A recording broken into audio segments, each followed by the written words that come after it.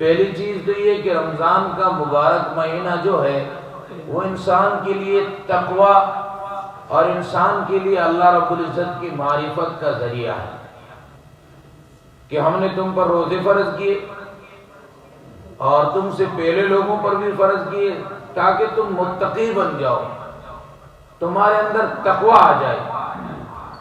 تقوی کسے کہتے ہیں؟ میں نے گزشتہ ہفتے عرض کیا تھا،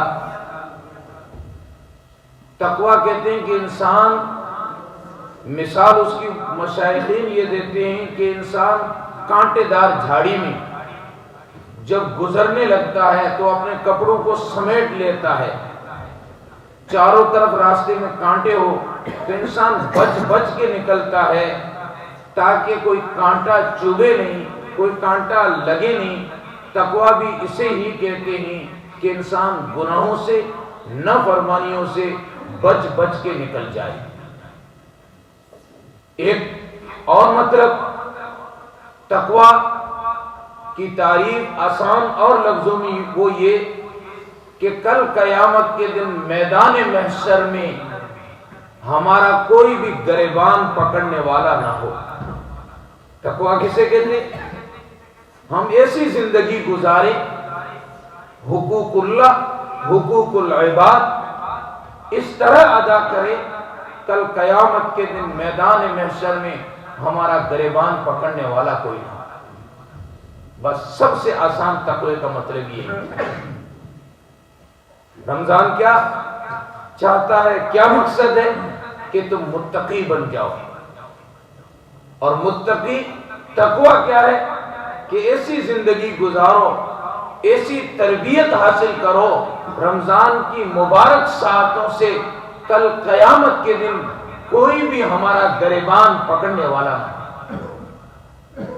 آج تک جو گناہ ہو چکے، سچی توبہ، اور انسان پھر کوشش کرے کہ اس سے گناہ سرزد نہ ہو۔ لوگ پوچھتے ہیں کہ اس میں اعظم کون سا لفظ ہے؟ ہمیں مستجاب الدعوات بننا ہے، ہماری ہر دعا قبول ہو، کون سا وظیفہ پڑھنا چاہیے؟ اس عاجز نے اپنے مشائخین سے جو سیکھا ہے وہ یہ ہے کہ انسان اپنے علم سے، اپنے ارادے سے گناہوں کو چھوڑ دے، اس انسان سے بڑا مستجاب الدعوات کوئی۔ کیا مطلب؟ تقوی کا کیا مطلب؟ انسان اپنی جانکاری اور اپنے ارادہ کر کے گناہ کرے، ان دونوں سے بچ جائے۔ گناہ کا علم ہے پھر بھی انسان گناہ کر رہا ہے، ارادہ کر کے گناہ کا آیا، یہ دونوں چیزیں انسان چھوڑ دے۔ بلا قصد ارادہ انسان سے اگر خطا اور گناہ ہو جائے تو انسان ہے، لیکن ارادہ کر کے اور اپنے علم کے موافق گناہ انسان نہ کرے، یہ دونوں چیزیں چھوڑ دے کہ اپنے علم سے اور اپنے ارادے سے گناہ کرنا چھوڑ دے، یہ بندہ مستجاب الدعوات ہے، پھر اللہ رب العزت اس کی ہر دعاؤں کو قبول فرمائے۔ تو تقوی کا کیا معنی؟ ایسی زندگی گزاریں میدان محشر میں ہمارا گریبان پکڑنے والا کوئی نہ۔ یادداری از وقت زادنے تو، ہما خندہ بتو گریاں، یاد کرو اس وقت کو جب تو پیدا ہوا تھا، ہما خندہ سب کے سب ہنس رہے تھے، بتو گریاں اور تو رو رہا تھا۔ اب زندگی ایسی گزار، کسی کا دل نہ دکھا، کسی کا حق نہ دبا۔ ہاں تقوی یہی ہے، حقوق اللہ کو ادا کر، حقوق العباد کو ادا کر، کسی کا حق نہ دبا، جس کا حق جو بنتا ہے وہ پورا پورا ادا کر دے۔ آنچ نازی وقت مردنے تو، اور موت ایک اٹل حقیقت ہے جس سے کوئی بھی بچ نہیں سکتا ہے۔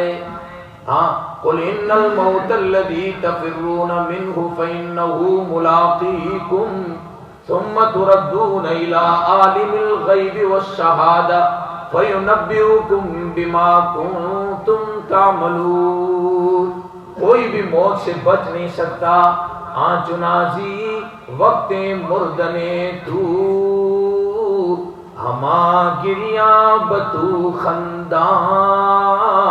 اب زندگی ایسی گزار کہ جب تو جائے لوگ تیری جدائی پر رو رہے اور تو ہنستا ہوا جائے۔ ہاں یہی ہے تقوی والی زندگی،